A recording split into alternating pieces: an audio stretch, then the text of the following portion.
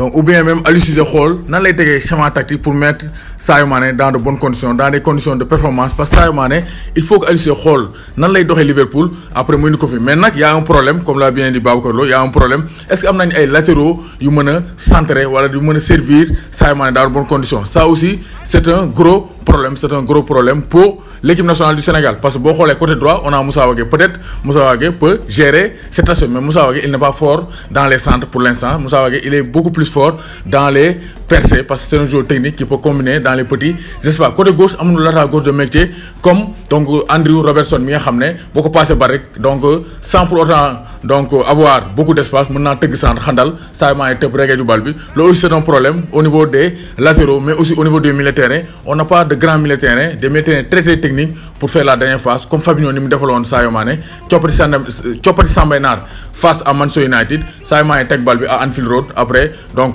bombe bal bi ci camp yi bombaas il n'a laissé aucune chance à David De Gea ça aussi c'est un problème mais je pense que Sadio Mané vu ses performances actuellement il a marqué tous ses buts dans la surface de réparation donc Sadio Mané c'est un grand attaquant la de boo kenn xeeb c'est vrai que Sadio Mané il peut partir du côté gauche comme face à Wolverhampton côté gauche la jógee xaajal bal bi kii di Alexander Arnold mu indi ak Henderson tëgg centre Sadio Mané au point de pénalty Sadio Mané ñëw bombe bal Sadio Mané peut partir de derrière pour marquer un but mais Sadio Mané aussi mën naa xaar dans la surface dugal comme face à Watford dugal na mbëkk entre les deux défenseurs mais aussi dugal na talonnade parce que boobu dafa taxaw xaar bal bi ñëw ci moom mu talonnade c'est pour dire que Sadio Mané c'est un grand attaquant faut pas se cantonner dire que Sadio Mané côté gauche Sadio Mané lii Sadio Mané peut jouer à tous les postes de l'attaque je pense que Aliou Cissé war naa mën a donc utiliser le positionnement de Sadio Mané à Liverpool parce que Sadio Mané Klopp da ko libéré ne ko football fu la neex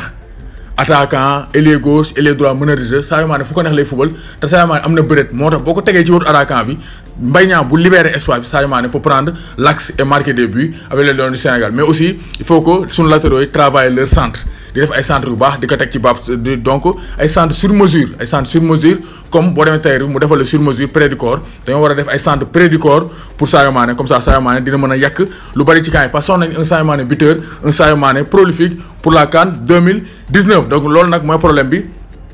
Sénégal am nañ ay milieux de terrain wala ay latéraux yu mën a alimenter correctement Sadio Mané si on le repositionne en numéro 9 ou bien donc Mbaye Niang di ko libérer axe bi comme Firmino ni mu koy defee Liverpool Sadio Mané di ñëw di exploiter les ballons dans l'axe donc loolu nag équation la Aliou Cissé war a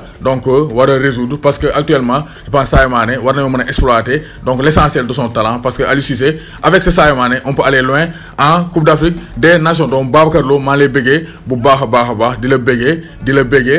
bëggee Sadio Mané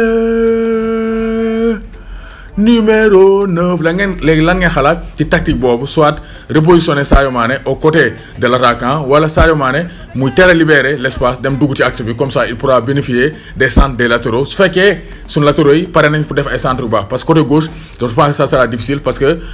Youssouf Sabaly boo ko passé il faut que mu ñëwaat ci tànku droite am parce que c'est pas un gaucher de métier du mën a ñëw rek xandal bal bi peut-être Moussa Wagué mën na koo def maintenant c'est à Aliou Cissé de gérer ça pour mettre Sadio Mané dans des conditions idoines de performance. Coupe la ñu bëgg